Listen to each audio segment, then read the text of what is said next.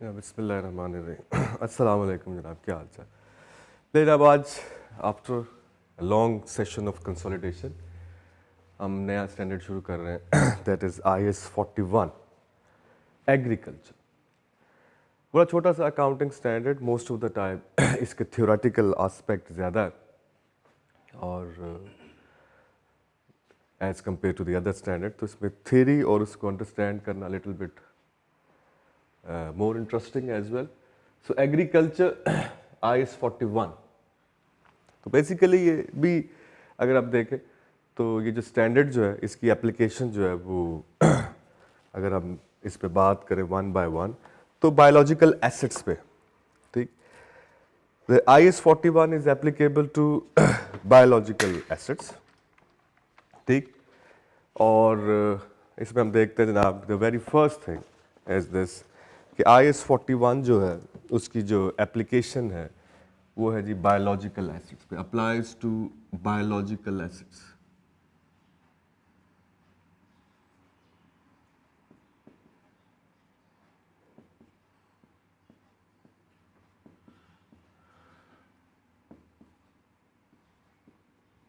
जब हम कहते हैं जी बायोलॉजिकल एसिड्स से क्या मुराद है, तो acids you know very well, any resource from which entity expect a future economic benefit is an asset, we already know it.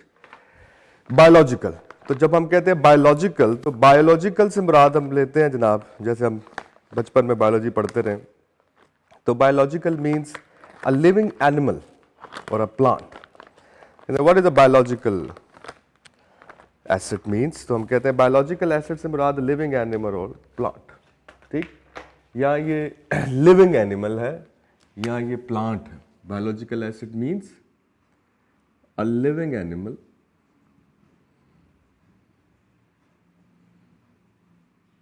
और plant, so it applies to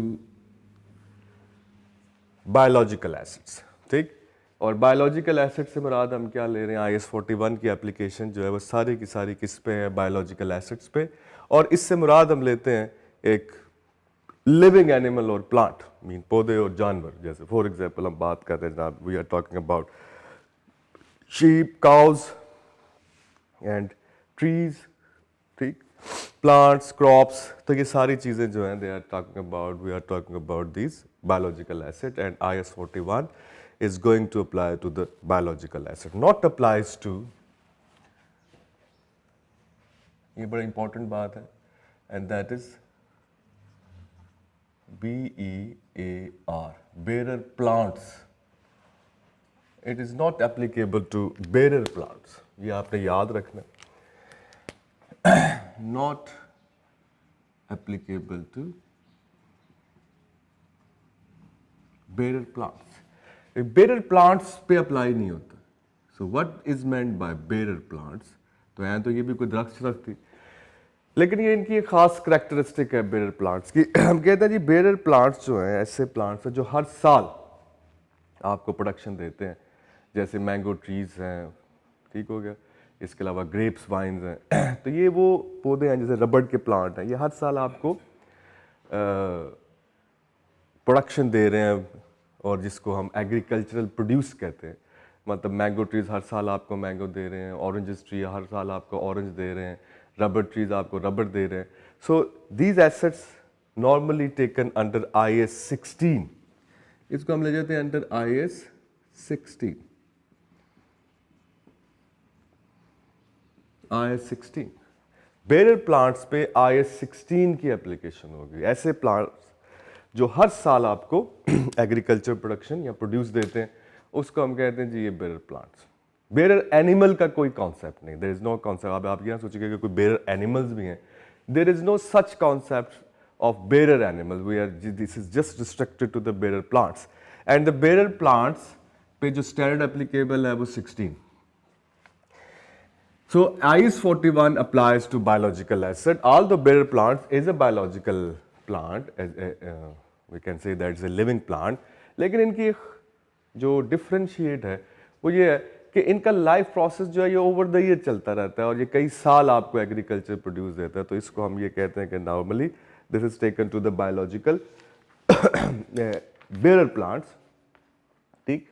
तो ये जनाब आपको एक से ज़्यादा पीरियड के लिए जो है वो आपको हर साल एग्रीकल्चरल प्रोड्यूस या अपनी प्रोडक्शन, जैसे मैंगोज हर साल आपको मिलते हैं, ठीक।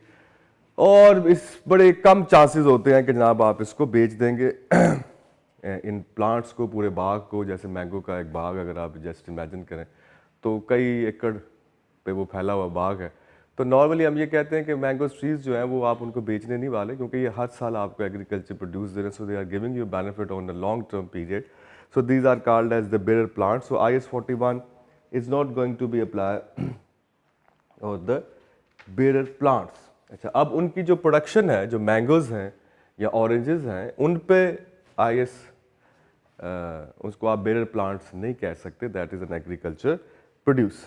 ठीक, तो सबसे पहली बात आपको ये याद रखना है कि it is applicable to the biological assets and not applicable to the bearer plants. हालांकि वो भी बायोलॉजिकल लिविंग प्लांट है, लेकिन उस पर अप्लाई नहीं होगा। And there is no concept of bearer animals. इसके बाद आप कुछ डेफिनेशंस हैं जो आपको पढ़ने वाली हैं, जो बड़ी इंपॉर्टेंट हैं, जो इस स्टैंडर्ड की सबसे आप समझ लें कि इम्पोर्टेंट चीज़ है। इसमें सबसे पहली डेफिनेशन जो है, जो सबसे ज़्यादा इम्पोर्टेंट है, जो इस स्टैंडर्ड को क्लियर करती है, that is agricultural activity. That is agricultural activity.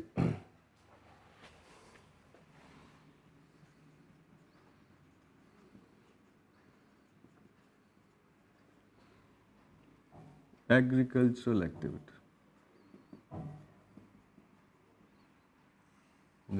Very first thing, that is definition में सबसे इंपॉर्टेंट बात एग्रीकल्चरल एक्टिविटी। कहते हैं अब एग्रीकल्चरल एक्टिविटी जो है, इसको हम जब रेफर करते हैं हम कहते हैं it's a management of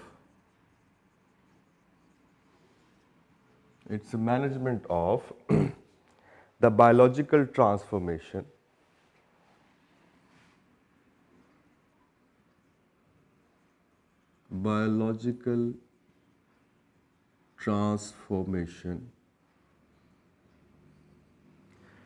It's a management of biological transformation of a biological asset.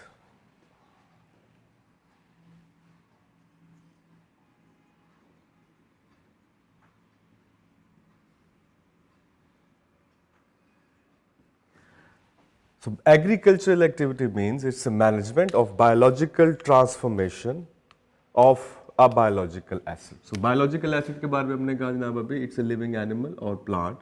So now this is the important point here, biological transformation. Biological transformation से मुराद हम लेते हैं जनाब इसके अंदर जो चीज़ें आती हैं biological transformation के अंदर, तो कहते हैं जनाब the very first is number 1, biological transformation process means growth. It means growth. Number 2, production.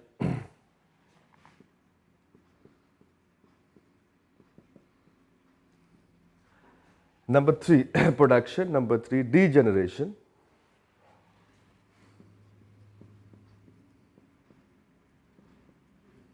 Degeneration. And number 4, growth, production, degeneration. And number 4, it is procreation, reproduction.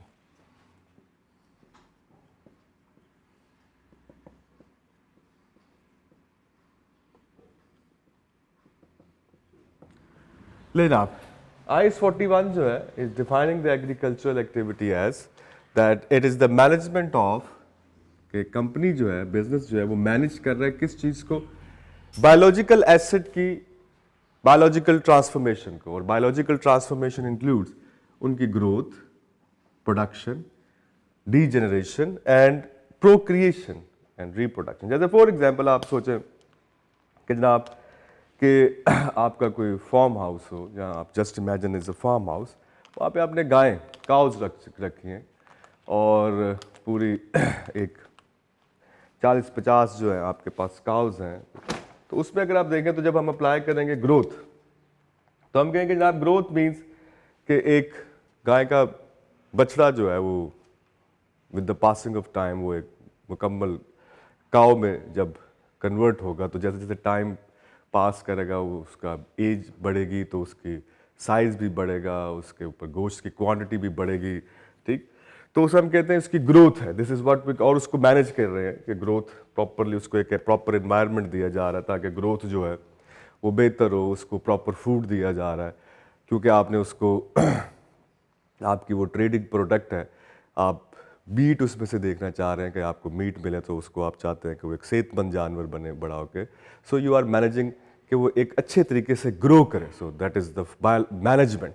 जब हम कहते हैं जनाब बायोलॉजिकल एक्टिविटी से मुराद हम क्या ले रहे हैं कि एक कंपनी एक बिजनेस मैनेज करता है प्रॉपर तरीके से, उसको एक एनवायरनमेंट देखा है ताकि वो प्रॉपरली ग्रो कर सके, इंक्रीज इन साइज। एक्चुअली एक बायोलॉजिकल एसेट हम देखते हैं कि कोई भी बायोलॉजिकल एसिड एनिमल या प्लांट टाइम के साथ साथ उसके साइज में इजाफा होता है, उसका साइज बढ़ता है with the passing of the time. तो उसको हम क्या कह रहे होते हैं, that is called as the growth. कि गाय का बच्चा जो है वो साल बाद जो है वो पूरी 2 साल बाद पूरी गाय बन जाती है, पूरा बछड़ा बन जाता है, सो इट्स रेडी कि जनाब उससे आप प्रोडक्शन ले सके। इसके बाद आ जी प्रोडक्शन। तो काऊ से प्रोडक्शन क्या मिलेगी आपको, सबसे मेन इज द मिल्क, और इसके अलावा मीट मिल सकता है, ठीक। और इसके अलावा जनाब आप कह सकते हैं कि अगर शीप्स का आपने रखा हुआ है पूरा बना के, आपके पास रेवड़ है शीप्स का, तो उस शीप से आप क्या ले रहे हैं जनाब, we are trying to get a wool, और वूल बड़ी इंपॉर्टेंट प्रोडक्ट है, आपको पता है। Then we have degeneration, ठीक। और डी जनरेशन से मुराद ये है कि जनाब ये बायोलॉजिकल एसेट्स हैं, बायोलॉजिकल एनिमल्स हैं, सो इसका मतलब है they might be some death, कुछ लोग कुछ एसेट जो है वो ख़त्म हो जाएं वक्त के साथ साथ। इसकी तरह प्रोक्रिएशन, रिप्रोडक्शन, उनके नंबर क्वांटिटी बढ़ती रहती है क्योंकि बायोलॉजिकल एसेट्स हैं, so animal gives more animals by having the reproduction, natural process, ठीक। और जब हम इनको मैनेज करते हैं, ठीक, कि एग्रीकल्चरल एक्टिविटी को, जब हम से the biological transformation is the managing the growth, production, D generation and procreation and reproduction, ठीक। इससे तो जनाब इस मैनेजमेंट की वजह से क्या होता है, तो हम कहते हैं मैनेजमेंट से ये होता है कि that cause changes in the quality और quantity of the biological assets. तो इसकी वजह से क्या हो, it cause changes in quantity or quality of biological acid। तो ये जनाब हमारे पास डेफिनेशन है biological transformation. So the management of biological transformation, it means managing the growth, production, degeneration and procreation of the biological acid which cause changes in the quantity and the quality of the biological acid। इसको हम कहते हैं जी biological transformation। इसके बाद है biological acid, हमने कहा it's a living animal or plant। Then we have another definition and that is agricultural produce।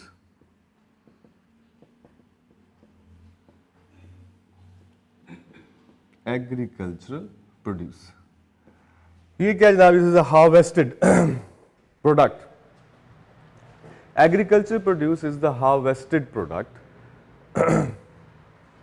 ठीक, is the harvested product of the entities biological asset, ठीक हो गया जनाब। बायोलॉजिकल प्रोड्यूस क्या जनाब, it is the harvested product of the biological asset. मतलब अगर हम काऊ की बात करें तो harvested product is the milk, अगर हम बात करते हैं जनाब किसी शीप की तो harvested product is the wool, milk. इसी तरह अगर आप you talk about the hence and the harvested product is the eggs, ठीक। सो एग्रीकल्चरल प्रोड्यूस मीन्स वो चीज़ जो आप हासिल करना चाह रहे हैं from the management of the biological asset, means through the managing the biological transformation of a biological acid, what we are trying to get is the agricultural produce, and the agricultural produce is the harvested product। जैसे हम कहें जी, अगर आप गाय की बात करें, अगर आप एक गायें रखी हैं, फार्म हाउस है आपका, वहाँ पर आप काउज रखते हैं, तो काउज को मैनेज आप किस लिए कर रहे हैं? One of the main thing that you are managing the cows, उन्हें अच्छी फूड दे रहे हैं, उन्हें एक अच्छा इन्वायरमेंट दे रहे हैं, ठीक। उसकी वजह क्या है? What you want to get milk, so milk will be taken as the harvested product, ठीक। So agricultural produce, so the definitions are 41 applies to the biological assets. सबसे पहले हमने कहा जनाब, what are the biological assets? We say that it's a living animal or plant. So we are talking about cows, we are talking about sheep. ठीक, so these are living animal or the plant, different crops. ठीक हो गया जनाब। तो हम ये कह रहे हैं जी ये लिविंग एनिमल और प्लांट है और इनको हम मैनेज करते हैं। जब बायोलॉजिकल एसिड्स को मैनेज किया जाता है तो it is called as the agricultural activity, and the agricultural activity means that we are managing the biological asset to manage the growth, to manage the production, degeneration, in order to get the agricultural produce, and the agricultural produce is the harvested product from the biological asset. तो इसको हम कह रहे हैं जनाब ये agriculture produce, ठीक। इसके बाद जनाब the definition, next one is harvesting. Harvest करना, ठीक, इसको हम कहते हैं detachment, that is detachment of produce from a biological asset, ठीक, detachment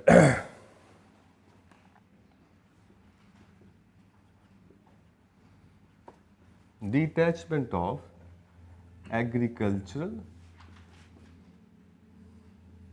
produce from biological asset.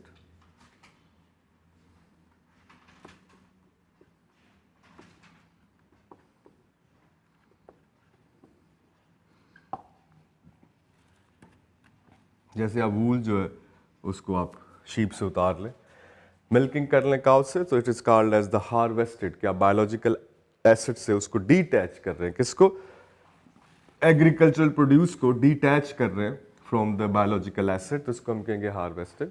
और हम इसे कहते हैं cessation, cessation of the life process of the biological acid, कि बायोलॉजिकल एसिड जो है उसका जो लाइफ है उसको आप सीज कर दें। जैसे अगर आप डिफरेंट जैसे हमारे यहाँ मुर्गी ब्रायलर चिकन आप लेते हैं, तो ब्रायलर चिकन को क्यों बड़ा किया जाता है जनाब? इसको एज ए स्टॉक बेचा जाता है, उसके बाद वो एज ए मीट उसको ज़िबा करके बेचा जाता है। तो जब आप उसको ज़िबा कर देते हैं तो it means cessation of the life of a biological acid, जब आप उसकी लाइफ प्रोसेस जो है उसको रोक देते हैं जहाँ पर, तो उसको हम कहते हैं this is what we called as the harvesting.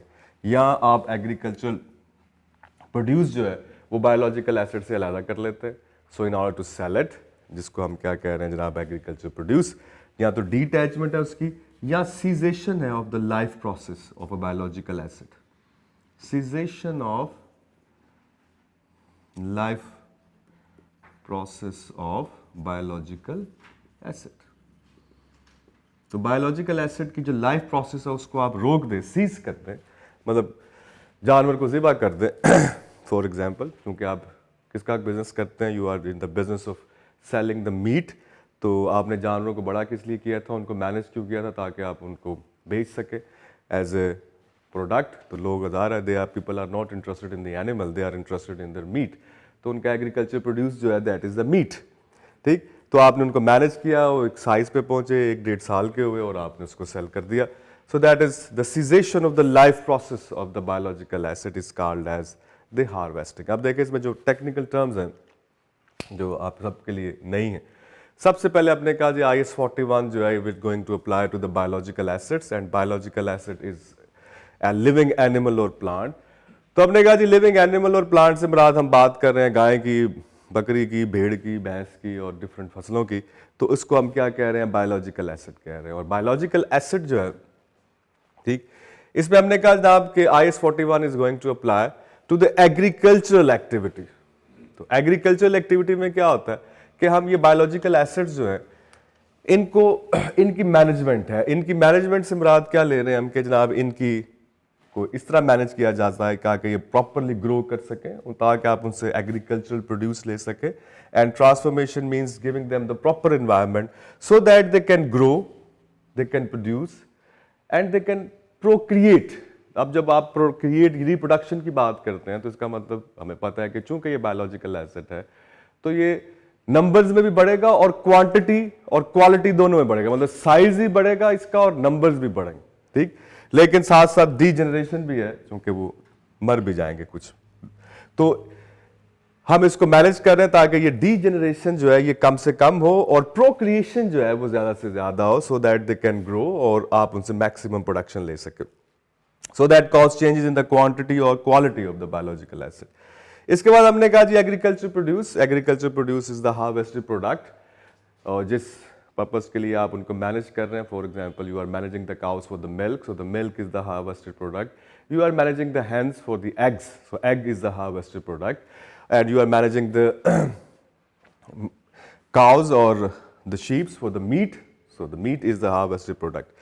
So that is harvested product. And then we have the term harvested. Harvested से मुराद हम ये लेते हैं कि जहाँ पर आप एग्रीकल्चर प्रोड्यूस जो है उसको बायोलॉजिकल एसिड से अलहदा कर लें, डिटैच कर लें, तो हम उसे कहते हैं this is the point of harvest, ठीक। या आप जो लाइफ प्रोसेस है बायोलॉजिकल एसिड का उसको आप सीज कर दें तो हम उसे कहते हैं जनाब के हार्वेस्टिंग होगी। इसके बाद हमने कहा जनाब ये it's not applicable to the bearer plants. अब बेरर प्लांट्स जो है biological asset apparently their tree, mango tree को या अंगूर की बेल को या रबड़ प्लांट को आप क्या कहेंगे, दे आर प्लांट, लेकिन हम इसको IS 41 में इंक्लूड नहीं करते, इसको हम किस में इंक्लूड करते हैं, IS 16 में, property plant and equipment, so they is being included in IS 16।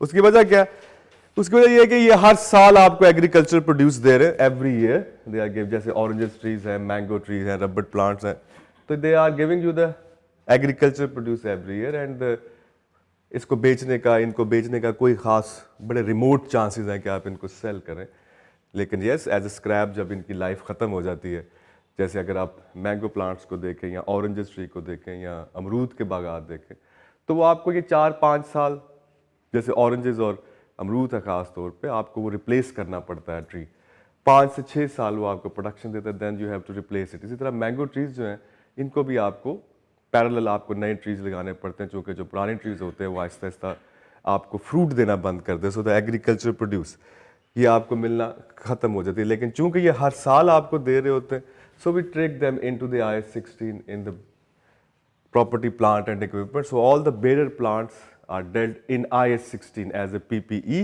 तो ये आपने याद रखना important बात है कि within the biological plant, the bearer plants will be treated under IS 16 as property plant and equipment, and there is no concept of bearer animals। animals से related ऐसा कोई concept नहीं है, ठीक। कहते जनाब अगर आप examples देखें, let's for example number 1, A farmer has a field of lambs। ले जी, भेड़ बकरियां पाली हुई, तो इसमें बायोलॉजिकल एसिड कौन सा है, तो हम कहेंगे जी lambs is the biological asset 1। As the lamb grow they go through biological transformation. ज़ाहिर है जब टाइम गुजरेगा तो लैम्प्स क्वालिटेटिवली चेंज आएगा, इसको हम कहते हैं क्वालिटेटिव चेंज, मतलब इनके साइज में चेंज आएगा। जब इनका साइज चेंज है तो इसका मतलब इनका वेट बढ़ रहा है, when they are gaining the weight it means meat जो है वो बन रहा है, ठीक, विच यू विल सेल। उसके बाद जनाब नंबर ऑफ शीप्स बढ़ सकती है because they are going in the process of reproduction, तो उसको हम कहेंगे एडिशनल बायोलॉजिकल एसिड्स, ठीक। और जब आप शीप से वूल उतार लेंगे तो हम उसे कहेंगे जनाब it is the detachment or harvesting. तो जनाब बेरर प्लांट्स के बारे में हमने कहा जनाब कि बेरर प्लांट्स भी एक लिविंग प्लांट है। इसके बारे में हमने कहा जनाब that is used in production और supply of agricultural produce and expected to bear produce for more than one period and has a remote chances of being sold as agricultural produce। तो इसको हम बेरर प्लांट्स कहते हैं and the IS 16 is going to be apply. इसकी example क्या है जनाब, mango trees हैं, टी बुशेस हैं, ग्रेप वाइन्स हैं, रबर ट्रीज हैं, और इनको हम IS 16 में डील करते हैं, और वही जो हमारे पास IS 16 का रिक्वायरमेंट है, या आप इसको कॉस्ट मॉडल पे ले सकते हैं या आप इसको रीवैल्यूएशन मॉडल में इसको लेके जा सकते हैं। इसके बाद जनाब हमारे पास है जनाब all biological assets are covered under IS 41। तो हम कहते हैं नहीं जनाब, बेरर एसिड्स जो हैं एक तो वो IS 41 में फॉल नहीं करते। इसी तरह अगर आप देखें शहर के अंदर अक्सर जू होता है और जू में जितने भी एनिमल्स होते हैं they are being used to generate the revenue for the zoo, and that is not a agricultural activity. You are not having to for the grow, for the production, for the for the degeneration or the procreation. तो ये चार चीज़ें उस पर apply नहीं होती, तो उसको मैनेजमेंट नहीं हो रही थी, वहाँ पर कोई एग्रीकल्चरल एक्टिविटी नहीं हो रही होती, इसलिए IS 41 जो है वो एप्लीकेबल नहीं होगा। इसी तरह आर्मी के पास जितने भी डॉग्स होंगे, लेट्स सपोज अगर आप देखें तो वो डॉग्स भी बायोलॉजिकल एनिमल ही है, इज अ लिविंग एनिमल, लेकिन हम उस पर IS 41 अप्लाई नहीं करते। उसकी वजह ये है कि हम बात ये कर रहे हैं कि when IS 41 is going to apply when there is an agricultural activity, और एग्रीकल्चरल एक्टिविटी से मुराद हम ले रहे हैं कि हम मैनेज करते हैं बायोलॉजिकल एसेट्स को, ठीक। और मैनेजमेंट से मुराद क्या है, इससे मुराद हम लेंगे बायोलॉजिकल ट्रांसफॉर्मेशन, और biological transformation means the entity is providing a very good environment for them so that they can grow, they can reproduce। ठीक हो गया जनाब। तो ये आ गया जी हमारे पास definitions and what are the biological assets। इसके बाद जनाब आ गया हमारे पास वही पुरानी स्टोरी जो हर स्टैंडर्ड में होती है, and that is recognition। When to recognize, recognition। अब इसके साथ आपने देखा कि the word we are using assets, और एसेट के बारे में हमें बड़ी पुरानी बात ये पता है कि एसेट्स को हम रिकॉग्नाइज उस वक्त करते हैं when it is probable that economic benefits will flow to the entity and the cost can be measured reliably. अगर आपको याद हो किसी भी एसेट का रिकग्निशन क्राइटेरिया जो है किसी भी स्टैंडर्ड के अंदर जब हम पढ़ते हैं, सो उसमें दो मेन लाइन्स हैं। Number one is probable future economic benefits and the second is cost can be measured reliably. यहाँ पर बायोलॉजिकल एसेट जो है जब हम उनके रिकग्निशन की बात करते हैं, कहते हैं an entity should recognize the biological asset only and one the entity controls the asset as a result of the past event, so controlled economic future benefit number one, वही पुरानी बात। then probable that future economic benefits will flow to the entity and the fair value or cost of the asset can be measured reliably। तो वही सारी बात यहाँ पर एक एडिशन जो है नंबर वन, अगर आप रिकग्निशन क्राइटेरिया में देखें तो सबसे पहले है कंट्रोल, और कंट्रोल पहले भी होता है already there. Then probable future economic benefit,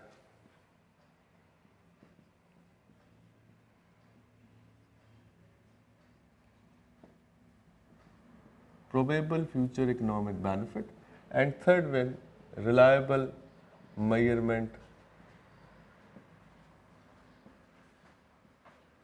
of cost or fair value। So there is one more addition and that is the fair value। Normally हमने देखा कि assets के अंदर cost ही होती है, लेकिन यहाँ पर there is an additional thing that is fair value। इसके बाद जनाब अगर आप इसको आ जाएंगे measurement पे, the second heading is after the recognition is measurement, initial and subsequent।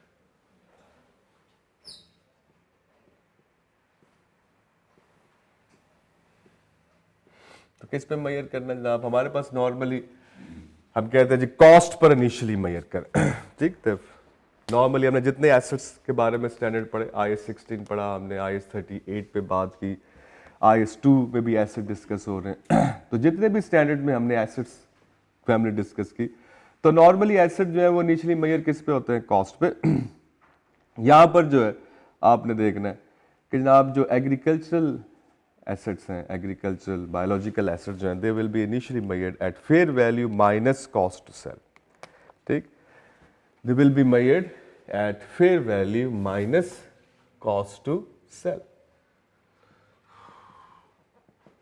Fair value minus cost to sell, so will be initially measured and subsequently measured at fair value minus cost to sell। और इनमें जो movement आएगी it will be goes to the profit and loss account, ठीक। तो ये हमारे पास initial measurement है, और सब्सिक्वेंट मेजरमेंट भी fair value minus cost to sell पे। And we know the fair value के बारे में हमें पता है कि ना what is the fair value. So any change in the fair value minus cost to sell initially and subsequently will goes to the profit and loss as a income or loss. ठीक हो गया जनाब? तो इसके थोड़ी देर बाद हम इस पे फर्दर डिस्कशन करेंगे और इसको जो है आगे लेके चलेंगे. कट कर दो उन्हें. फिर आप ये जहाँ से सिलसिला टूटा था वहीं से उसको जोड़ते हैं. वो कुछ टेक्निकल इश्यूज आ गए थे तो लेक्चर जो हमारा जहाँ पे हमने इसको ख़त्म किया स्टैंडर्ड को वहीं से इसको शुरू करते हैं. और हम थे जनाब मेजरमेंट पे, IS 41 की मेजरमेंट रूल पे. और अब बात कर रहे थे जनाब इनिशियल एंड सब्सिक्वेंट मेजरमेंट. तो इनिशियल मेजरमेंट जो है, सबसे पहले अगर हम देख लें बायोलॉजिकल एसेट्स की, बायोलॉजिकल एसेट्स जो है उसकी हम मेजरमेंट कैसे करेंगे, how to measure the biological assets. तो सबसे पहले जनाब इनिशियल मेजरमेंट.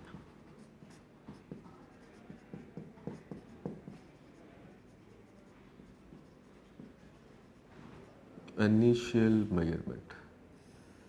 तो इनिशियल मेजरमेंट जो है इसकी आपने याद रखना है जनाब. नॉर्मली हम देखते हैं ज़्यादातर स्टैंडर्ड्स के अंदर जो मेजरमेंट होती है, ठीक, वो कॉस्ट पे होती है, ठीक.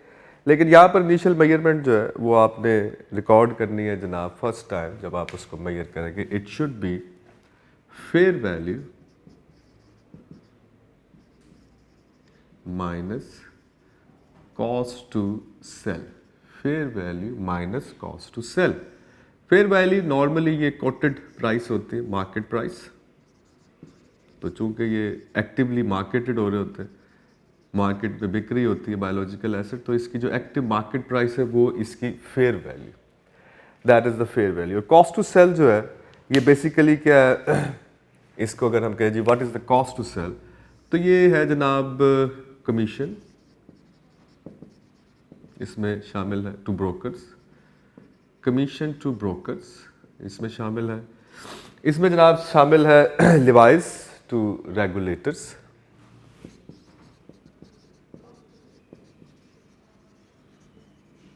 रेगुलेटरी बॉडीज को जो आप लिवाइस टैक्सेस वगैरह दे रहे हैं वो है, ठीक. And duties, levies means taxes and duties to the regulator, ये इसमें कॉस्ट टू सेल में शामिल है. इसमें फ्रेट चार्जेस जो है वो शामिल नहीं होंगे. यानी कि अगर अब आप ये कहें कि जो किराया है उसको बायोलॉजिकल एसेट को मार्केट में ले जाने का जो किराया है वो इसमें शामिल नहीं है कॉस्ट टू सेल के अंदर. ओके, ये आपने याद रखना. The cost to sell include commission to broker, levies to regulator, taxes and duties, और फेयर वैल्यू उसकी कोटेड मार्केट प्राइस है इन एन एक्टिव मार्केट. ठीक ठीक हो गया. और अगर exceptionally, for example if there is an exception, कि अगर एक्सेप्शनली फेयर वैल्यू जो है वो मेजरेबल नहीं है, if fair value is not measurable, is not determinable, जो कि बड़ा रेयर होगा, फिर आप इसकी जगह क्या ले लेंगे, it will be the cost, it will be the cost. ठीक. और इसकी सब्सिक्वेंट मेजरमेंट जो है वो भी इसी तरह से सब्सिक्वेंट मेजरमेंट, यानी कि बैलेंस शीट डेट पे जब आप इसको मेजर करेंगे, सब्सिक्वेंट मेजरमेंट वो भी किस पे है, fair value, fair value minus cost to sell. यहां पर भी फेयर वैल्यू और कॉस्ट टू सेल का मतलब वही है जो इनिशियल मेजरमेंट में है. अब इन दोनों में जो चेंज आएगा, ठीक, the change in both values, उसको आपने कहां पे ले जाना है, the change in values is goes to the profit and loss account. अगर इंक्रीज आ गया तो गेन, अगर डिक्रीज आ गया तो लॉस. इसमें जो चेंज आएगा उसकी दो वजूहात हैं. एक क्वालिटेटिव चेंज है, यानी कि ड्यू टू द साइज, एक क्वांटिटेटिव चेंज. स्टैंडर्ड कहता है जनाब इसमें जो चेंज आता है इनकी वैल्यूज के अंदर, बायोलॉजिकल एसेट की वैल्यूज में जो चेंज आता है उसकी दो रीजन होती है. एक क्वालिटेटिव रीजन है और एक क्वांटिटेटिव रीजन है. Qualitative reason means the increase in size, जैसे जानवर है तो उसका साइज बढ़ जाएगा, वेट बढ़ जाएगा, मीट बढ़ जाएगा, तो वो उसको हम कहते हैं क्वालिटेटिव. और नंबर जब उनके बढ़ जाएंगे due to the reproduction, it is called as the quantitative change. Qualitative and quantitative change जो है उसकी वजह से इसमें चेंजेस आते हैं।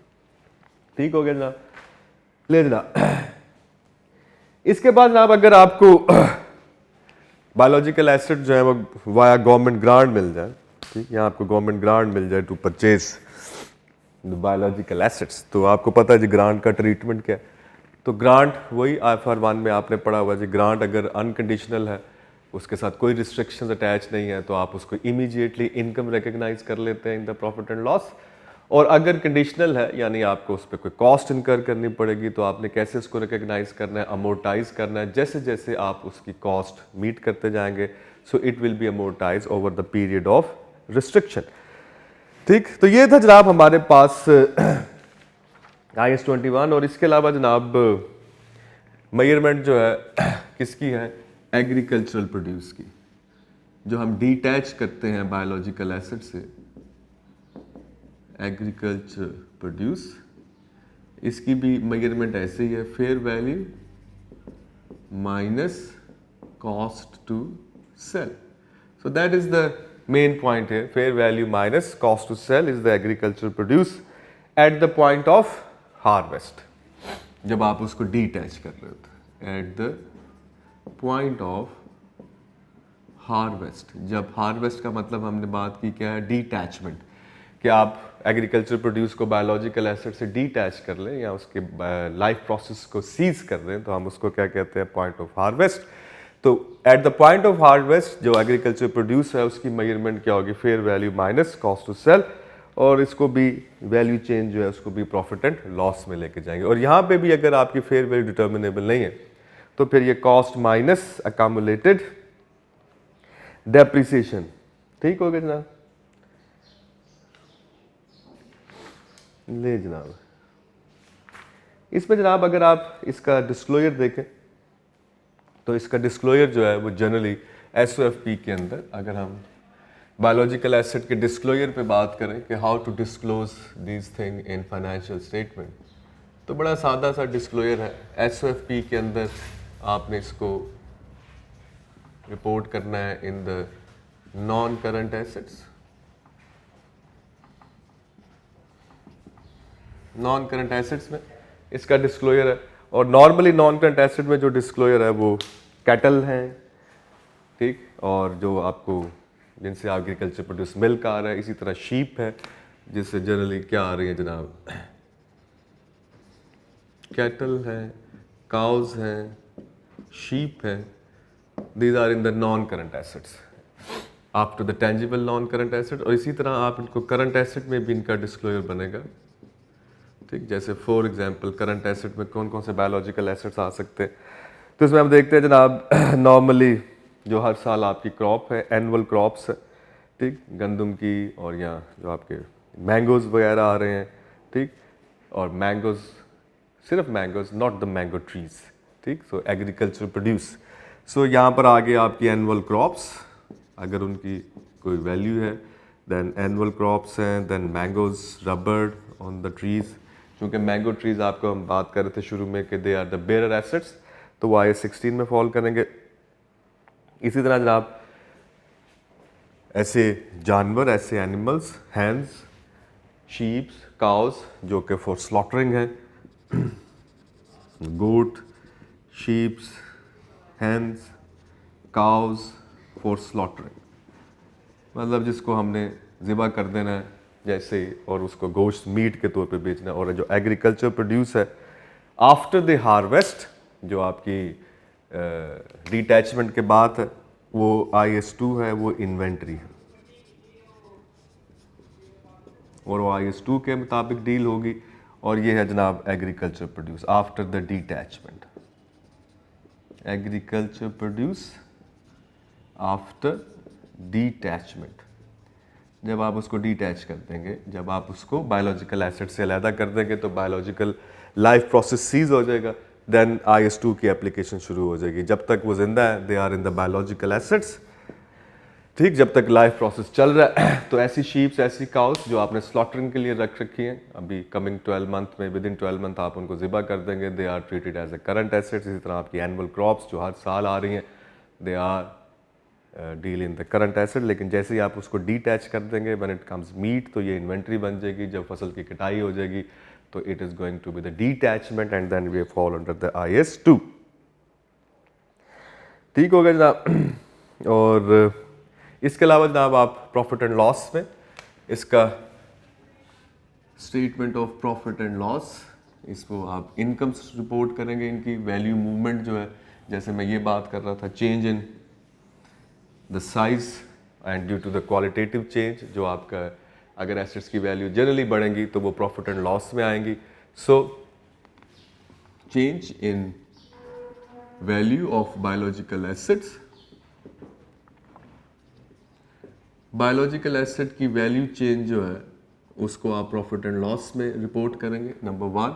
और दूसरा, जब आप एग्रीकल्चर प्रोड्यूस को डीटैच करते हैं तो जो उसकी वैल्यू आती है उसको भी आप प्रॉफिट एंड लॉस में रिपोर्ट करेंगे। The fair value gain on agricultural produce,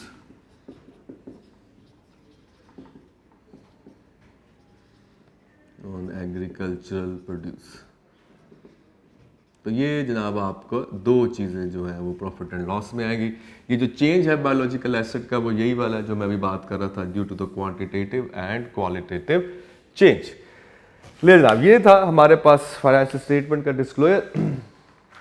इसको जनाब अगर हम छोटे मोटे सवाल करके देखें और इसी कॉन्सेप्ट को अप्लाई करें तो अगर हम क्वेश्चन नंबर 1 देखें, आपके राइस की जो बुक है पेज नंबर 698 पे, question number 1, practice question number 1, page number है 698।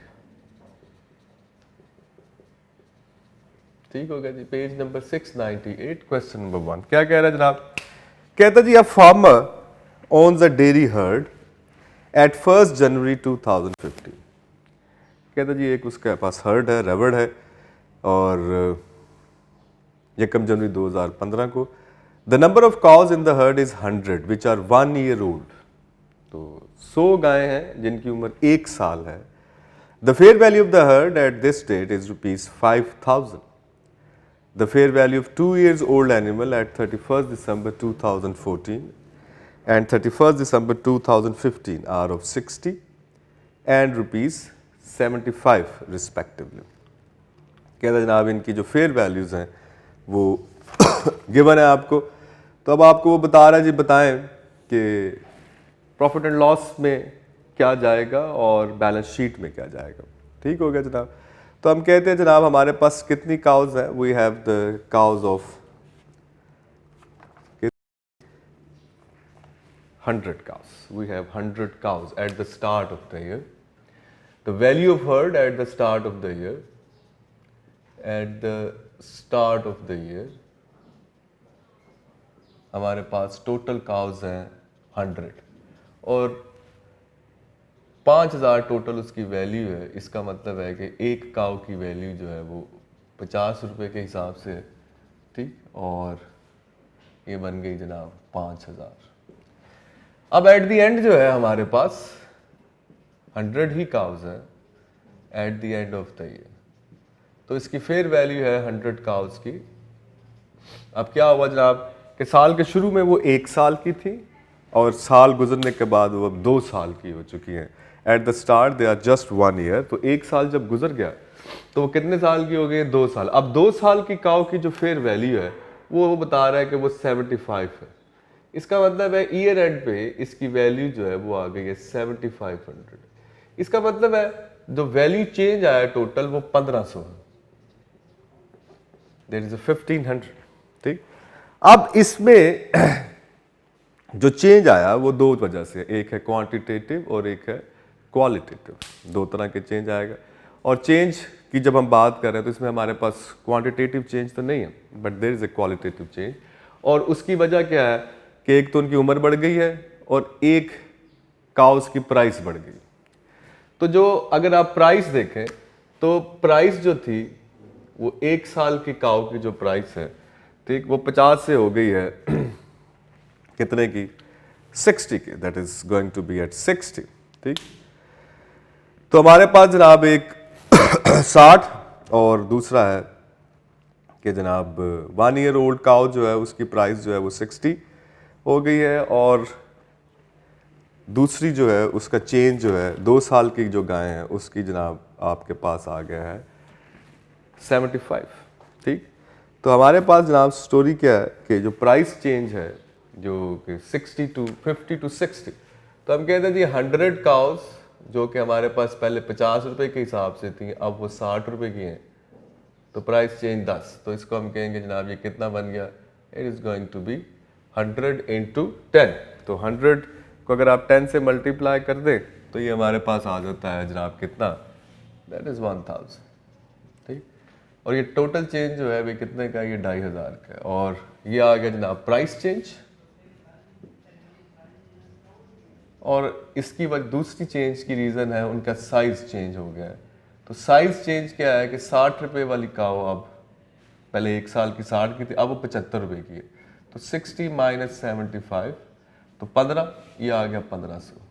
अब आप इन दोनों को ऐड करें तो ये चेंज टोटल बन गया 2500 का, 5000 से 7500 पे चला गया। तो टोटल चेंज जो आया वो आ गया कितने का 2500 रुपये का। तो अब इसकी एंट्री आप क्या करेंगे, biological assets debit, profit and loss account credit, कितने से 2500 से, और P&L में आ जाएगा 2500, और बैलेंस शीट में कितनी वैल्यू आ रही होगी, दैट इज 7500। SOFP में हम नॉन करंट एसेट में लिख रहे होंगे 7500 की वैल्यू लिख रहे होंगे जनाब कि ये बैलेंस शीट में इसकी वैल्यू जो आएगी ईयर एंड पे, दैट इज 7500। चलिए जनाब ये देखें, अब आप गौर करें तो हमने कहा जनाब इसकी start of the year value है 5000, साल के एंड पे इसकी 7500। हमने इसको सब्सिक्वेंट मेजरमेंट किया, बैलेंस शीट के अंदर किस वैल्यू पे जाएगा 7500 पे, और ये जो चेंज आया है इसको हमने डेबिट कर दिया है बायोलॉजिकल एसेट को और क्रेडिट कर दिया है प्रॉफिट एंड लॉस को। इसका जो वैल्यू चेंज है ये P&L में एज ए इनकम रिपोर्ट होगा जनाब due to the change in value. और वैल्यू चेंज किस वजह से आ रहा है, this is one of the reason is size and the other one reason is the price. ले जनाब इसके बाद एक और सवाल, look at another question and that is question number 2। Question number 2 में अगर हम आए, क्वेश्चन नंबर 2, क्वेश्चन नंबर 2 जो है इसी पेज पे है, इसी प्रैक्टिस क्वेश्चन नंबर 2, और पेज नंबर है हमारे पास वही वाला जनाब, दैट इज 698 राइस की बुक में से। कह रहा जी, a herd of 5 4-year-old animals was held on 1st January 2007. On 1st July 2007, a 4.5-year-old animal was purchased. एक और जानवर खरीदा जनाब। The fair value less estimated cost to sell were as 4-year-old animal at 1st January 2007 200 का, 4.5-year-old animal at 1st July 2000 212, and 5-year-old animal at 31st December is 230। ठीक, और year and 31 दिसंबर 2007।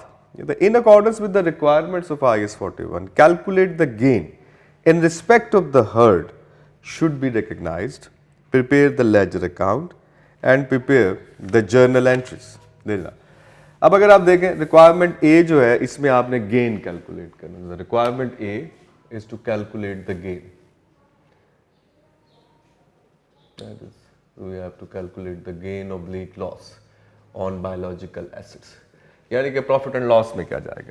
तो अगर आप देखें तो जब अकाउंटिंग ईयर शुरू हुआ तो हमारे पास जो टोटल जानवर हैं वो 5 हैं जिनकी उम्र 4 साल है, और 4 साल की उम्र का जो जानवर है उसकी फेयर वैल्यू है 200 रुपीज़। तो फेयर वैल्यू एट 1st जनवरी कितनी आ गई, तो हम कहते हैं जी फेयर वैल्यू एट 1st जनवरी, ठीक, 1 जनवरी 2007 तो कितनी है जनाब, हमारे पास 5 जानवर हैं जिनकी उम्र 4 साल है, और 4 साल की उम्र के जानवर की फेयर वैल्यू है 200। तो ये हमारे पास टोटल वैल्यू आ गई जनाब 1000। अब ड्यूरिंग द ईयर आपने एक जानवर और परचेज किया जिसकी उम्र 4.5 साल है, ठीक, और वो एडिशन हो गया जैसे हम नॉर्मली करते हैं बायोलॉजिकल एसेट डेबिट। तो एडिशंस कितने हो गए, एक और जानवर जिसकी उम्र कितनी है 4.5 ईयर, 1 इन 2 और वो आपको 212 उसकी फेयर वैल्यू है। तो ये आ गया 212 ले जनाब। अब हम कहते हैं जनाब कि साल के एंड पे आपके पास कितने जानवर, सो फेयर वैल्यू एट 31 दिसंबर 2007। जब आपकी स्टोरी शुरू हुई तो आपके पास थे 5 जानवर, एक आपने और खरीदा तो हो गए 6। अब आपके पास 6 जानवर हैं जिनकी उम्र तकरीबन 5 साल है, ठीक। इनकी 4 साल थी, ये 4.5 साल का था, 4.5 ईयर। अब जब ईयर एंड आया तो ये भी 5 साल के हो गए, ये भी 5 साल के हो गए। इसका मतलब है 6 जानवर हैं आपके पास जिनकी उम्र 5 साल है, और 5 साल के जानवर की जो फेयर वैल्यू है वो है 230। So we multiplied with ₹230। अब जब आप 230 से मल्टीप्लाई करेंगे तो ये इसकी ईयर एंड की वैल्यू आ जाएगी, और ईयर एंड की वैल्यू इसकी बनती है 6 × 230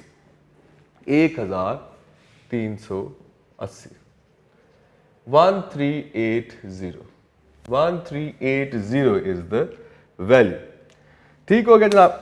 अब कितना गेन है, तो हम कहते हैं जी गेन जो है इसको आप कैलकुलेट कर सकते हैं as a balancing figure. This plus this 1212 और 1380 का फर्क कितना आता है जनाब, it is 168। 168 is the gain. अब ये जो गेन आया इसकी वजह क्या हुई है, वही जनाब प्राइस चेंज है और क्या चेंज है, साइज चेंज है, ठीक। तो हम कहते हैं जनाब 5 काउस थी हमारे पास जब अकाउंटिंग ईयर शुरू हुआ, तो उसकी प्राइस जो थी वो कितनी थी 200, ठीक। और वो 5 काउस जो है वो ईयर एंड पे उसकी प्राइस हो गई है 230, ठीक। तो उसको अगर आप देखें तो हमारे पास क्या आ गया जनाब कि इसको अगर मैं ब्रेकअप करूं इसका, तो 5 काउस जो पहले आपने 200 से मल्टीप्लाई की, अब वो 230 से मल्टीप्लाई हो रही है। इसका मतलब 30 रुपए का चेंज ये है, तो कितना बन गया 150। और एक काउ जो आपने खरीदी उसको आपने 212 पे मेजर किया, ठीक। उसमें से आप अभी उसकी ईयर एंड पे वैल्यू है 230 और उसको खरीदा था 212 का, तो ये कितना आ गया, तो हम कहते हैं ये 18 आ गया। टोटल कितना बन गया 168। So this is the breakup of 168। अब आप ये पार्ट ए हो गया, look at the part b. Part b में वो कहता है जनाब आप लेजर अकाउंट बना दे, प्रिपेयर द लेजर अकाउंट। तो लेजर अकाउंट बना ले जनाब। तो लेजर अकाउंट किसका बनेगा जी, बायोलॉजिकल एसेट, जैसे हम नॉर्मली करते हैं बायोलॉजिकल एसेट्स। और इसका ओपनिंग बैलेंस क्या आएगा, तो हमारे पास ओपनिंग बैलेंस है जनाब, जैसे हमने ऊपर स्टेटमेंट बनाई है, तो ये है जी 5 जानवर हैं हमारे पास टोटल 200 के हिसाब से, तो ये बन गया 1000, that is the opening balance. इस साल आपने खरीदा एडिशन, और वो है जनाब एक जानवर 212 रुपये के हिसाब से, तो आपका biological asset debit, cash credit with 212, ठीक हो गया। और हमारे पास इसका क्लोजिंग बैलेंस है 6 जानवर 230 रुपये के हिसाब से, और ये बन गया 1380। और जो गेन आया biological asset debit, profit and loss account credit with 168। तो ये हमारे पास बन गया जी इसका लेजर। अब इसकी डबल एंट्री क्या है, ये 2 डबल एंट्रीज हैं। अगर आप पार्ट सी में जाएं तो 2 डबल एंट्रीज बन रही हैं, एक ये है, so biological asset debit to cash, वही पुरानी एंट्रीज है, कोई नई बात नहीं है, दैट इज 212 और दूसरी एंट्री वैल्यू चेंज इंक्रीज कर गई, biological asset debit to cash और टू प्रॉफिट एंड लॉस, और गेन आ गया। तो कितना आ गया जनाब 168 दैट इज द स्टोरी। अगर आप देखें तो तीनों के तीनों पार्ट हो गए। यहाँ पे आपने गेन कैलकुलेट कर लिया, ये इसका लेजर बन गया, ठीक हो गया जी। ले जनाब, इसके बाद जनाब अगर हम look at the another question, अगर हम कोई और सवाल भी करना चाहें, लेट सपोज हम कहते हैं जी हमारे पास है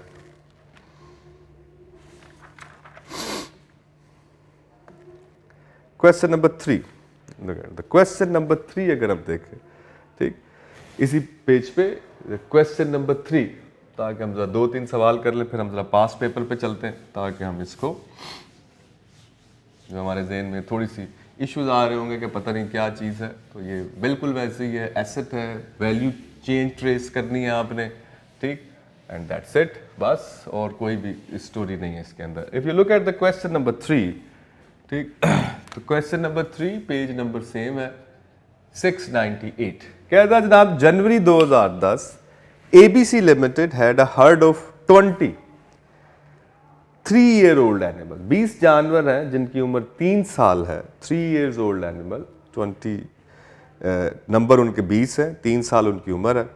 यकम जुलाई को 2010 को 3 एनिमल नए पैदा हुए, 3 एनिमल्स वर बोर्न, ठीक, यानी कि रिप्रोडक्शन, नंबर ऑफ क्वांटिटी जो है वो बढ़ गई, इसका मतलब क्वांटिटेटिव चेंज भी आ रहा है, ना सिर्फ साइज चेंज है बल्कि क्वांटिटेटिव चेंज भी है।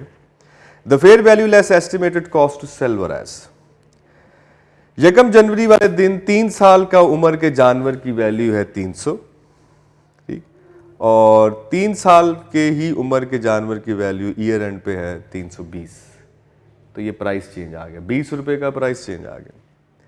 न्यू बॉर्न एनिमल एट 1 जुलाई उसकी फेयर वैल्यू है 180, और न्यू बॉर्न एनिमल जो है एट 31 दिसंबर वो है 190 का, तो 10 रुपए का प्राइस चेंज यहाँ पे भी आ गया, ठीक हो गया। और 0.5-year-old एनिमल यानी कि 6 महीने का जानवर की उम्र है 230, ये साइज चेंज है, ठीक, और 4 साल की उम्र के जानवर की उम्र प्राइस है 350, ठीक, तो 300 से 350, ये अगर आप देखें तो 3 साल की उम्र के जानवर की जो प्राइस चेंज है वो है 20 रुपये, और जो साइज चेंज आया है वो है 30 रुपये। In accordance with the requirement है जी, in accordance with the requirements of IS 41 calculate the gain in respect of the herd should be recognised, also prepare the ledger for the biological assets. कहता जी आपने इसका biological assets का account भी बनाना है, ledger account भी बनाना है, और आपने हमें बताना है कि जनाब इसमें चेंज क्या है, ठीक हो गया जनाब। तो हम कहते हैं जी ओपनिंग और क्लोजिंग वैल्यूज जो हैं वो आप कैलकुलेट कर लें, ठीक। So fair value at the start of the year, बड़े आराम से अगर आप करें इसको तो कोई टेंशन नहीं। Fair value at the start of the year,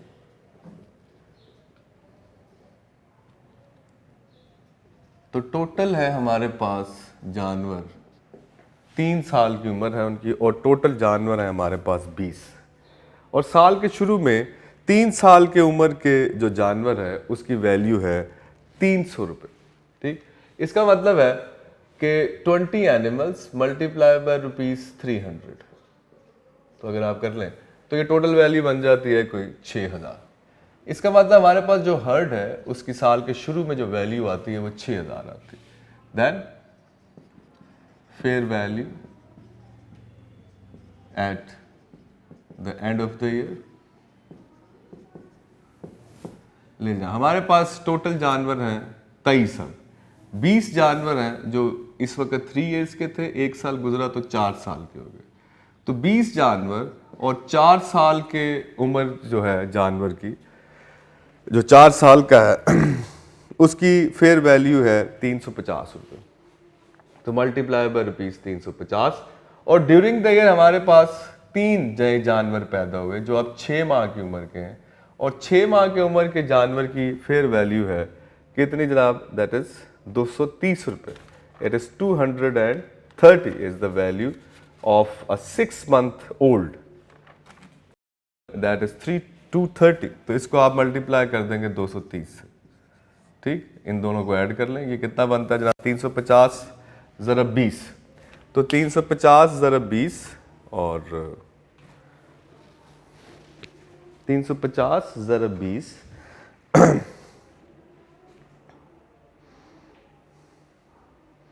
350 ज़रब 20, ये हो गया 7000, ठीक, 7001, और 4 साल वाली उम्र के जानवर, और 230 ज़रब 3 ये 6 माह वाला।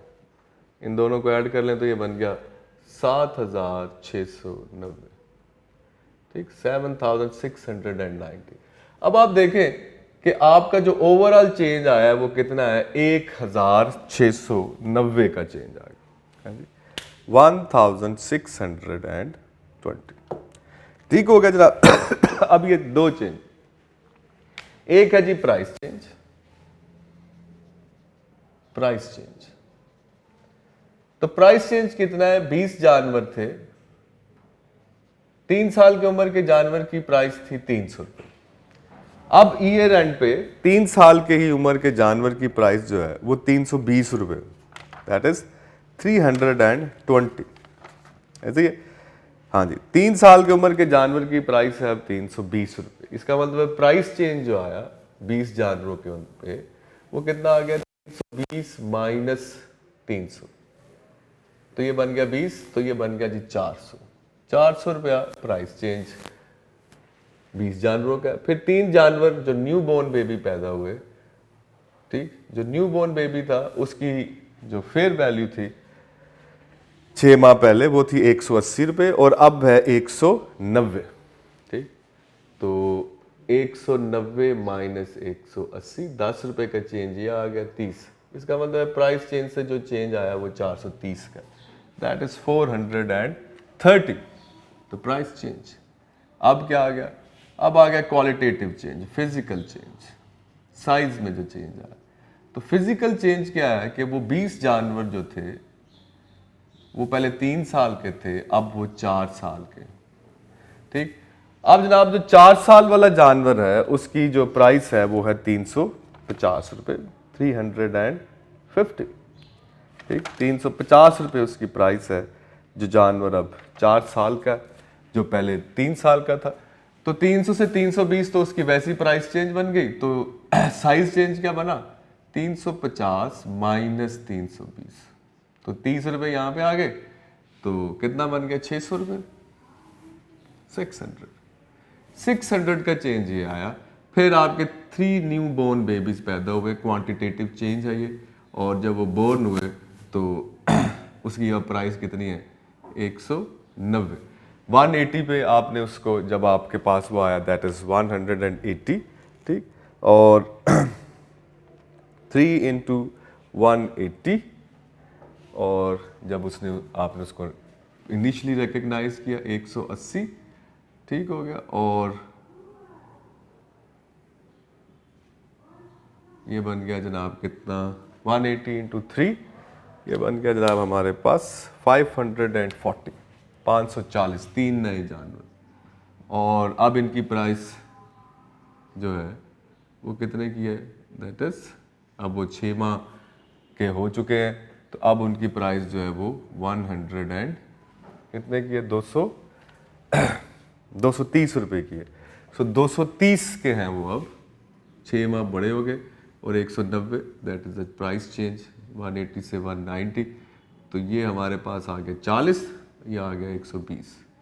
अब अगर आप इनको टोटल कर लें तो ये कितना बनता है, 600 जमा 540, दैट इज 1140, और प्लस 120, तो ये बन गया जनाब 1260।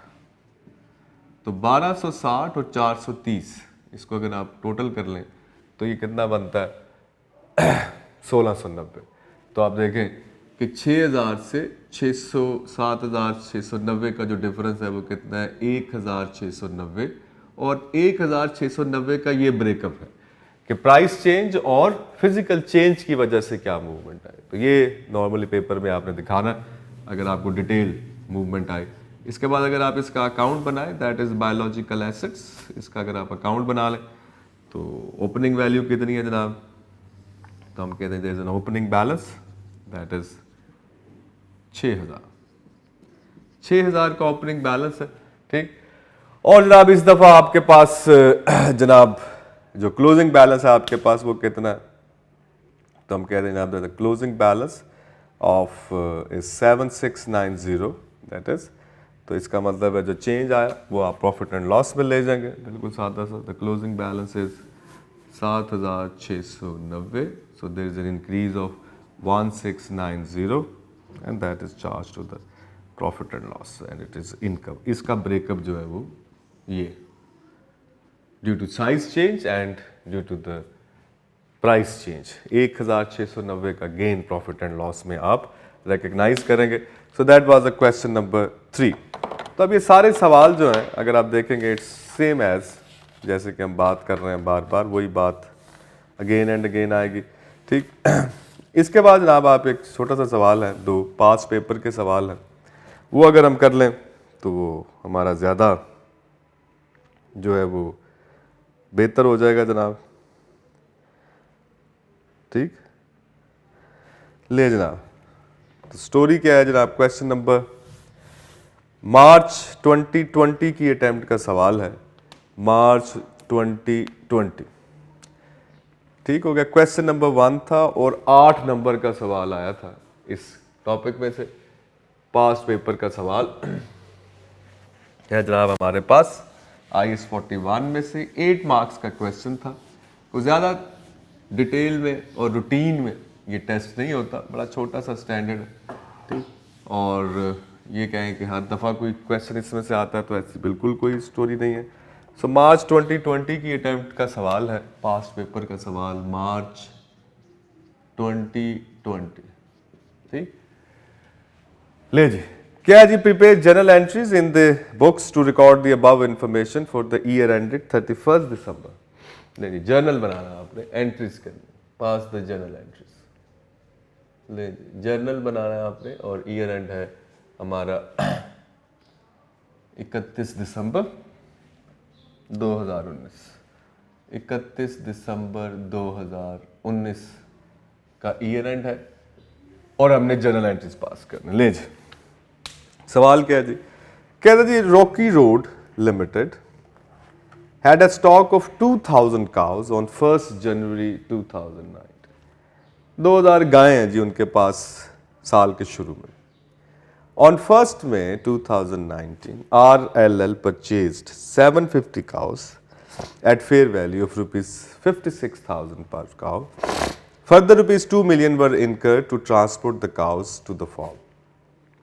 तो ये आपको पता है, हमने अभी कहा कि जनाब जब हम इसको मेजर करेंगे initially fair value minus cost to sell पे करेंगे और ये फ्रेट चार्जेस जो है वो इसमें शामिल नहीं है. On 1st August, RLL imported cattle feed of $1,50,000 against 70% payment. तो ले जनाब IS 21 उसने इसमें इंक्लूड कर दिया, 2 स्टैंडर्ड मिला दिए उसने, 41 और 21 को मिक्स कर दिया, फॉरेन करेंसी भी यहाँ पे डाल दी. RLL also paid 5% custom duty on import. The feed is specifically designed to provide vital nutrients to cows that keep them healthy and improve the quality of their produce. उनके दूध की पैदावार अच्छी होगी जनाब, बड़ी अच्छी फीड है, न्यूट्रिशंस है उसके अंदर. At the year end 30% of the amount is payable, whereas 40% of the feed is unused. कहता जी 40% फीड आपने यूज़ नहीं की, 60% यूज़ हो गई, कंज्यूम हो गई. Following average fair value as per cow. साल के शुरू में फेयर वैल्यू है जी गाय की 50,000, इट इज़ 50,000. यकम मई को गाय की फेयर वैल्यू है 56,000. 31 दिसंबर को 61,000 है और पूरे साल की average price 57,000. Auctioneers charge a 2% commission on fair value from seller. Further there is a government levy of 3% at the time of purchase and 4% at the time of sale on fair values. Following exchange rates are available. US dollar के against यकम अगस्त का rate है 164 रुपये, फिर दिसंबर में 152 है, average rate 157 है अगस्त और दिसंबर का, और एवरेज फॉर द ईयर जो है वो 159 है. तो ये डाटा गिवन है, आप सवाल अपने सामने रख सकते हैं. Another question is prepare the journal entries in the RLL books to record the above information for the year end. ले जनाब, तो हमारे पास जनाब आ गया सबसे पहले अकाउंटिंग ईयर शुरू होता है और हमारे पास 2000 काउस हैं आपके पास. So 2000 cows at the fair value of 50,000. ठीक. और 50,000 है जनाब हमारे पास and minus cost to sell. ठीक हो गया जनाब। तो क्या करें जनाब, हमारे पास जो है इसकी मेजरमेंट हमने किस पे करनी है, that is fair value minus cost to sell. तो आप क्या करेंगे जनाब, सबसे पहली एंट्री जो ड्यूरिंग द ईयर होगी वो जिस दिन आप काउ परचेज करेंगे, दैट इज 1 मई 2019, यकम मई 2019 को आपने काउस परचेज कर ली। ठीक, तो काउस जब हमने परचेज की हैं तो हमारे पास है जनाब कोई एंट्री क्या होगी जनाब, biological assets debit, biological assets debit, ठीक हो गया, और टू कैश। तो ये तो हमें पता चल गया कि बायोलॉजिकल एसेट डेबिट होंगे और कैश क्रेडिट होगा, ये बातें बड़ी क्लियर होगी। अब द क्वेश्चन इज कि बायोलॉजिकल एसेट की जो मेजरमेंट है वो किस पे करते हैं। तो मेजरमेंट हमें बताया गया कि जनाब it should be fair value minus cost to sell. First time जब आप इसको मेजर करेंगे it should be fair value minus cost to sell, और हमें बताया गया कि इसकी फेयर वैल्यू जो है वो है 56,000, और आपने कितनी गायें खरीदी हैं, आपने 750 काउस खरीदी है। इसका मतलब है इसकी फेयर वैल्यू जो है गाय की वो है जी 750 काउस इंटू 56,000, 56,000। तो अगर आप इसको कैलकुलेट करें तो ये आ जाता है जनाब कोई 42 मिलियन। तो rupees in million it is going to be 42 million जो है वो बनता है अगर आप इसकी सारी काउस की वैल्यू निकालें। So that is going to be 42 million. तो 750 into 56,000, so that is going to be 42 million. 42 million जो है वो आपने जो काउस खरीदी वो 42। ठीक हो गया। अब fair value minus cost to sell. तो कॉस्ट टू सेल क्या है इसके अंदर, तो हम कहते हैं जी कॉस्ट टू सेल जो है उसमें क्या है, एक हमारे पास जो है कमीशन है, नंबर 1 आपको कमीशन देनी पड़ती है, और गवर्नमेंट लिवाए। दो चीजें हैं इसके अंदर, एक कमीशन है और एक गवर्नमेंट लिवाए जो आपको पे करना पड़ती है as per the standard cost to sell. तो कमीशन कितनी है, तो कहता है जी कमीशन 2% है, ठीक, जो आपको देनी पड़ती है। Fair value auctioneer charge a 2% commission on fair value from the seller, and there is a government levy of 3% at the time of purchase and 4% at the time of sell. So हम यहाँ पर cost to sell में जो government levy लेंगे वो 4% है और commission कितनी है 2%। तो टोटल बन गया जनाब हमारे पास 6%। तो कॉस्ट टू सेल कितनी बन गई, 42 का 6 मिलियन ले लें, इसका 2% लेंगे आप तो ये आ जाएगा जनाब 0.84, और माइनस करते हैं इसमें से, और गवर्नमेंट लेवाई 4% लेंगे तो ये आएगा जनाब कोई 1.68 मिलियन। सो हमारे पास जो इनिशियल मेजरमेंट बनेगी वो बन गई जनाब 42 माइनस 0.84 माइनस 1.68, तो ये बन गया जनाब 39.48। तो इनिशियल मेजरमेंट जो हमारी आई इन मिलियंस दैट इज 39.48। तो ये हमने जनाब बायोलॉजिकल एसिड इनिशियली मेजर कर लिए as per the rules of the standard that it should be measured at fair value minus cost to cell.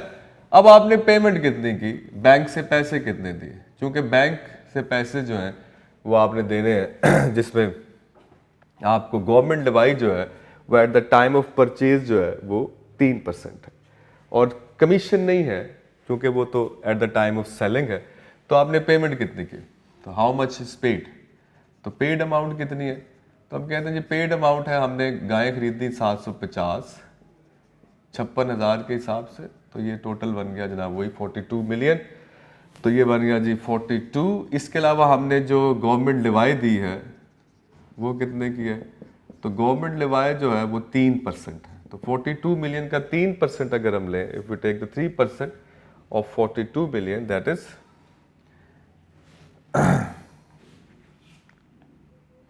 42 into 0.03 it is 1.26। और इसके अलावा हमने ट्रांसपोर्टेशन जो है वो पे की, तो ट्रांसपोर्टेशन जो है वो हमारे टोटल पेमेंट जो बनी है वो है जनाब 2 million were incurred on transport the cows to the farm। तो 2 million की हमारी ट्रांसपोर्टेशन है, तो टोटल पेमेंट जो हमारी बनती है वो बनती है जनाब 45.26 45.26 जो है वो आपने टोटल पेमेंट। अब इसमें 2 मिलियन का ट्रांसपोर्टेशन भी P&L को चार्ज हो जाएगा, ठीक, और इसके अलावा बाकी चीज़ें जो है वो आप चार्ज कर देंगे। The profit and loss account is going to be debit with the balancing figure. तो कितना आ गया बैलेंसिंग फिगर 45.26 माइनस 39.48, तो ये आ गया था हमारे पास 5.78 will be charge to the profit and loss account. तो पहली एंट्री हमारे पास ये आ गई जब आपने काउस परचेज की है 750, तो बायोलॉजिकल एसेट डेबिट और कैश क्रेडिट। अब इसमें जो इम्पोर्टेंट बात है वो ये है कि बायोलॉजिकल एसेट जो मेजर होगा वो according to the standard requirement है जो हमने पढ़ा, that is should be measured initially at fair value minus cost to sell, और कॉस्ट टू सेल में हमारे पास ये है, तो ये पूरा स्टैंडर्ड जो है वो अप्लाई हो रहा है। हमने फेयर वैल्यू ली, उसमें से हमने ये कमीशन माइनस कर दी, तो हमारे पास ये वैल्यू आ गई। इसके अलावा जब हमने पेमेंट की तो पेमेंट ज़ाहिर है 750 गाय 56,000 के हिसाब से, और 3% गवर्नमेंट की लगाए या परचेज पे, और ये ट्रांसपोर्टेशन इनकर हुई, तो टोटल पेमेंट हमारी बनती है 45.26, और प्रॉफिट एंड लॉस में हमने बाकी फिगर चार्ज कर दी। ठीक हो गया जनाब। ले जी, इसके बाद है जनाब नेक्स्ट, कहते जी नेक्स्ट क्या हुआ, 1 अगस्त को आपने फीड इंपोर्ट कर ली।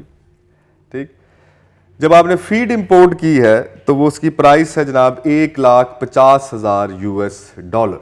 ठीक, $1,50,000 है, जिसकी 70% पेमेंट जो है वो आपने कर दी है, बाकी आपने कहा जनाब कि द पेएबल है, और 5% आपने इस पर कस्टम ड्यूटी भी पे की है। ठीक, तो टोटल पेमेंट जो है वो हमारी कितने की हुई और पेएबल हमारे कितने, तो वो जनाब आप कैलकुलेट कर सकते हैं। जनाब क्या हुआ जनाब कि हमारे पास क्या आ गया, कैटल फीड, कैटल फीड आपने बाय कर ली, cattle feed to bank, payment कर दी आपने टू पेएबल। अब IAS 21 अप्लाई हो रहा है जनाब। ठीक हो गया, कर तो हम डॉलर में रहे 150, यानी कि $1,50,000 US है। ठीक, जिसमें से आपने 70% पेमेंट कर दी, और बाकी जो है वो आपने कहा हम नहीं करेंगे, और 1 अगस्त को जो स्पॉट रेट है वो है 164 का। तो इसका मतलब अगर आप बैंक की पेमेंट निकालें तो 1,50,000 का आपने पे कर दिया है 0.7, 70% आपने पेमेंट कर दी है उसी दिन, दैट इज 70%, यस 70% आपने पेमेंट कर दी, और इसको मल्टीप्लाई कर दें स्पॉट रेट के साथ तो वो बनता है 164 रुपीज। प्लस कर देंगे इसमें जो आपने कस्टम ड्यूटी पे की, और कस्टम ड्यूटी का रेट है आपका 5%। ठीक, तो टोटल कस्टम ड्यूटी कितनी बनती है, तो कस्टम ड्यूटी बनेगी हमारे पास 1,50,000 का मटेरियल आपने खरीदा $, में इनटू कितने परसेंट लिया, कस्टम ड्यूटी है हमारी टोटल 5%, तो 5% है हमारे पास, मल्टीप्लाई कर दें जनाब इसको 164 पहले रुपीस में कर लें, फिर इसको मल्टीप्लाई कर दें 0.05 के साथ, तो ये टोटल बैंक में से पेमेंट जा रही है 70% of the invoice value plus custom duty. ये हमारे पास आ गई जी कस्टम ड्यूटी जो कि 5%, तो कस्टम ड्यूटी प्लस, तो ये बैंक में टोटल अमाउंट, इसको अगर आप मल्टीप्लाई करेंगे तो ये टोटल बन जाएगा जनाब कोई 17.22 प्लस 1.23, तो ये बन गया 18.45, 18.45 मिलियन आपने पे कर दिया, और बाकी पेएबल कितने जनाब, तो $1,50,000 का 30% पेड नहीं है, और 164 इंटू रुपीस 164, तो ये कितना बन गया जी, 1,50,000 इंटू 0.3 इंटू 164, तो ये बन गया जनाब 7.38। दोनों को प्लस कर लें तो 7.38 प्लस 18.45, तो ये बन गया जी 25.83। ये जनाब आपने फीड बाय कर ली। अब जब फीड बाय कर ली ठीक हो गया, तो इसमें से वो कहता है जनाब कि हमारे पास जो है वो कितनी यूज़ हो गई, कहता जी 60% यूज़ हो गई, तो 40% जो है वो आपकी बच गई। तो 40% बच गई, बाकी यूज़ हो गई, तो चार्ज कर दें। Profit and loss account debit to cattle feed.